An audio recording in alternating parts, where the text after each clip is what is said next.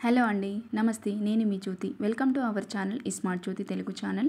ఇంట్లో కూరగాయలు ఏమీ లేనప్పుడు, ఏం చేయాలో తోచినప్పుడు ఇలా చేసుకుంటే రోజు తినే కంటే 2 ముద్దలు ఎక్కువే తింటారండి. అంత బాగుంటుంది.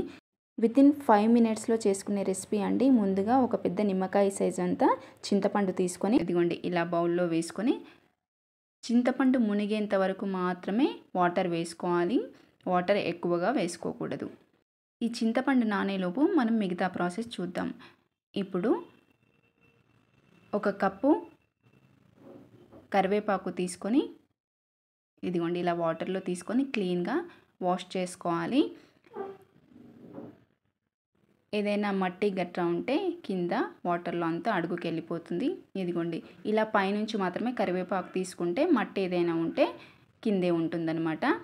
నేను 1 కప్పు తీసుకున్నానండి కరివేపాకు. ఇప్పుడు స్టవ్ పై ప్యాన్ పెట్టుకొని 1 టేబుల్ స్పూన్ ఆయిల్ వేసుకొని ఆయిల్ హీటెక్కిన తర్వాత స్టవ్ను సిమ్లో పెట్టుకొని ఇక్కడ నేను 1 కప్పు కరివేపాకుకు 20 ఎండుమిర్చి తీసుకుంటున్నానండి. కారం ఎక్కువగా తినే వాళ్ళైతే ఇంకాస్త కూడా తీసుకోవచ్చు. ఇంకొక 4-5 ఎక్కువగా వేసుకోవచ్చు. దాంట్లోనే 2 టీ స్పూన్స్ ధనియాలు, 1 టీ స్పూన్ జీలకర్ర, 1/2 టీ స్పూన్ మెంతులు ఇవన్నీ వేసి కలర్ మారకుండా 1 మినిట్ వేయించుకోవాలి. స్టవ్ని సిమ్లోనే పెట్టుకొని కలర్ అస్సలు మారకూడదండి. ఇదిగోండి ఇలా వేయించుకుంటే సరిపోతుంది.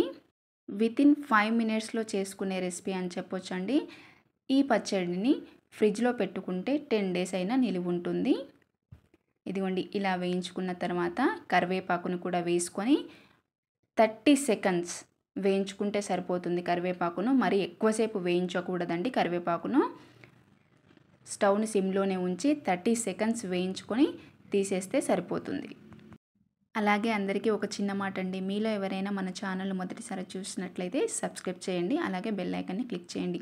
ఇదిగోండి ఇప్పుడు వేయించుకొని వెంటనే మిక్సీ జార్లో వేసుకోవచ్చండి. చల్లారింత వరకు వెయిట్ చేయాలని ఏమీ లేదు. ఇదిగోండి ఇలా మిక్సీ జార్లో వేసుకొని సరిపడా రాళ్ళుప్పు వేసుకోవాలి. రాళ్ళుప్పు వేసుకుంటే టేస్ట్ బాగుంటుంది, హెల్త్కి కూడా మంచిది.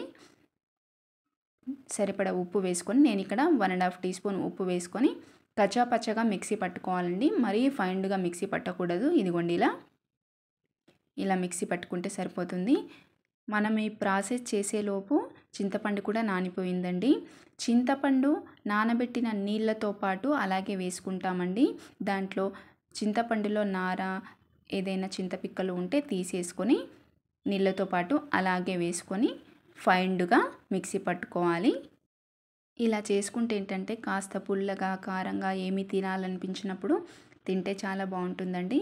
అలాగే 2 పించెస్ పసుపు, ఇదిగోండి 2 మీడియం సైజు ఉల్లిపాయలు పెద్దగా కట్ చేసి వేసుకొని మిక్సీ పట్టుకోవాలి. ఉల్లిపాయలు వేసుకుంటే చాలా బాగుంటుందండి టేస్టు. ఇలా ఉల్లిపాయలు వేసి మిక్సీ పట్టాక మళ్ళీ ఇంకొక 2 ఉల్లిపాయలు సన్నగా కట్ చేసుకోవాలండి.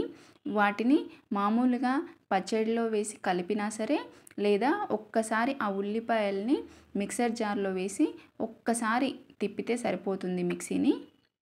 ఇదిగోండి ఇలా దీంట్లోకి పోపు అవసరం లేదండి. ఇన్స్టంట్ కరివేపాకు పచ్చడి రెడీ అయిపోయిందండి. చాలా బాగుంటుంది. ఇంకెందుకండి ఆలస్యం, మీరు చేసుకొని తిని ఎలా వచ్చింది ఏంటి అనేది, రుచి ఎలా కుదిరింది అనేది కామెంట్లో చెప్పండి. కాస్త నెయ్యి వేసుకొని తింటే ఇంకా చాలా బాగుంటుంది. ఒక్క ముద్ద తినేవాళ్ళు ఇంకొక 2 ముద్దలు ఎక్కువే తింటారు. ఇది అండి ఇవాల్టి రెసిపీ. మీకు నచ్చితే లైక్ చేసి మీ ఫ్రెండ్స్కి రిలేటివ్స్కి షేర్ చేయండి. ఇంకొక మంచి రెసిపీతో మీ ముందుంటాను. Thank you for watching.